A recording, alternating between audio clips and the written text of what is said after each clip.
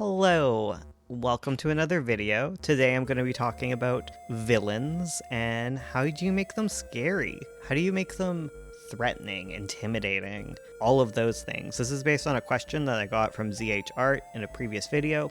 If you would like your question answered in a video, leave one down below and I will add it to the list.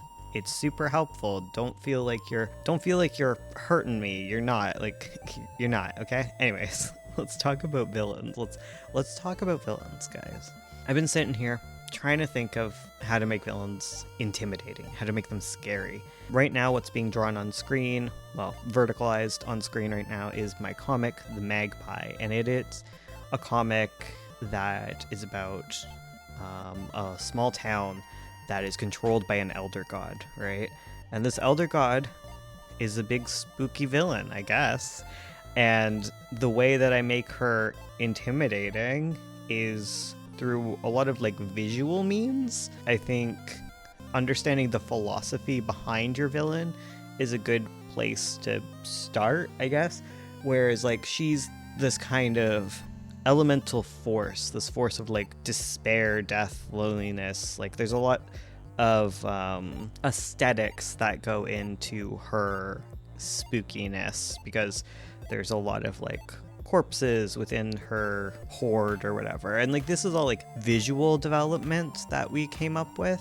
I don't want to get too far into visual development because I'm not really a comic artist so much as a comic writer.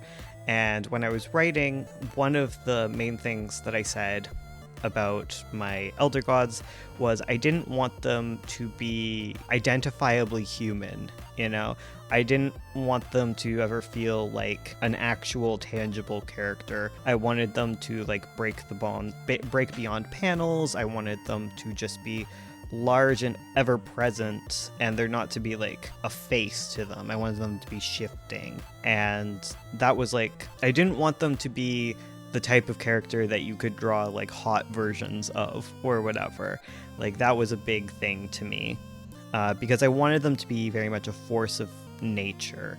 They're representative of different things like loneliness and death and emptiness, and that's all design philosophy stuff. And I think Ursula could talk tons about that. Ursula being my wife. She also does videos on this channel, if you didn't know. And aside from the visual element of them, what I really wanted to do, and what I want to do with all of my villains, is I want to give them a lot of power, and I want them to have teeth. I want them to be sharp and bitey, but I want them to not have false power. You can have a lot of villains very easily that boast a lot and don't have any power to back it up. And that's not to say there can be characters that are super boastful and way too into themselves and they're not all that, but they're still scary because they still have power in certain respects. I'm thinking of Gaston type villains, right? Where they may act like they're all that, but they have a huge flaw. Most villains are gonna have a huge flaw, but they make up for it in other areas that are scary. The Magpie, this elder god, she's very talkative. She waxes poetic all the time. She does think she is all that, but she also is super scary. She also really does own the entire town. She can just grab you and rip you apart if she wants to. She's a giant monster. You have to listen to her.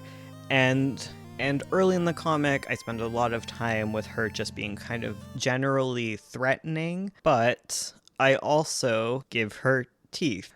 She's a corrupting force on the town very clearly, and people go crazy, and I have people go crazy. I show that in flashbacks early on, but it is to show that stuff will get messed up in this comic.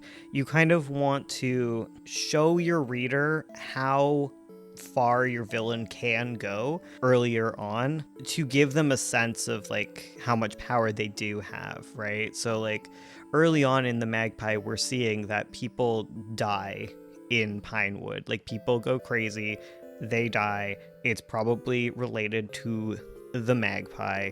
And I think the reason that I'm able to bring her scariness into like all of the town is just that's kind of the villain that she is. She is a force of nature. Now, when I think about like my other comics, I think about my more human villains.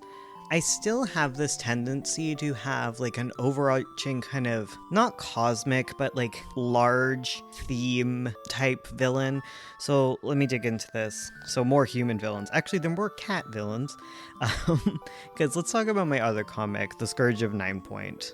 Link below. I'm not drawing that right now. But in The Scourge of Nine Point, there is a main villain that we haven't got to, but there are some minor villains in it, right? And some of them have showed up recently, and that would be Lady Larkbane and Sir Peaches. With them, what I use them for is to show the villainy of the 9-Point Empire. I wanted to give the Empire teeth, like I'm saying, giving villains teeth, but I wanted to really like show, don't tell how bad things are. Because like up until these two characters show up, we hear a lot about how in 9-Point, calicos are oppressed. They are killed when they're kittens, or they're hunted down if they manage to escape persecution. And we've seen that young kittens aspire to be knights to rid the world of calicos because they are evil and not actually cats or whatever. And all of that is built up. And then I wanted to kind of show the brutality of the world firsthand, and also use it to jumpstart Marble's journey, being the main character. That's kind of what you do with villains. Villains add pressure onto things. So with Larkbane and Peaches, when they're introduced, they fit into the same mold as the kittens that are studying, but now we get to see it closer up. They're walking through the forest and they're on a hunt for calicos. It's no longer obfuscated from by layers of this and that. They're talking about hunting a kitten, and it's clearly the main character, and that really pulls it into focus, I think. And when they do find Marble, they don't pull punches. The first thing they do is they try and murder him, because that's what they would do. And I think it's very easy to fall into the trapping of not trying to murder your main character because they have plot armor, and you wouldn't want to scar them or whatever. And obviously Marble has plot armor on him that protects him as the main character, as the avatar of my YouTube channel. The thing is, when they try to kill him, it's not our fear of him dying in that moment that's really real. It's the intention that's shown through that. The lack of hesitation, and just proving to the reader that it could happen, death could happen here, and that the villains they do not care. And it's just to enforce that train of thought into the reader.